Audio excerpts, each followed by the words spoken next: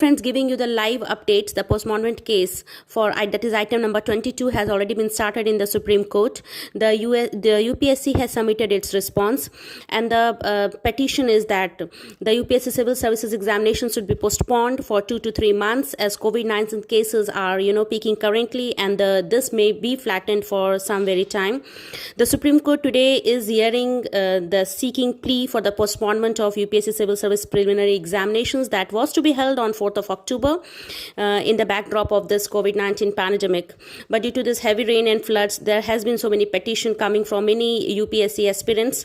The case is being heard and it is being now live. So you may get the result within half an hour. You will get to know whether your examination will be on 4th of October or it will not be. The things are like there has been more demand for that for the age relaxation. There is any petition like if the exam will be postponed, then what will happen for those candidates who have already completed their age and this was the last attempt, so they should also get the age relaxation. The UPSC in its response have told that if the exam is postponed, they have already spent more than 50 crores of money on every settlement of how the examination has to taken place. The UPSC has told that if they postpone the examination, it will not be good even for them and also for their students, because they are not kids. All the students are graduate level, and they know well to do how to take precaution, how use the mask and sanitizer and sit in the examination.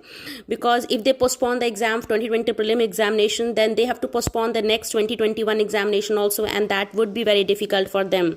Altogether, more than 6 lakh students are sitting for their examination this year for the prelim, including the petitioner who have already given the petition for that. 72 cities across the India have set for the examination. Let's see what will happen. Within 10 minutes, we'll get the result of whether the examination will be on 4th of October or not. Let's hope for the best. All the best. I wish that examination should be postponed at least for some day so that there is a sign of relief.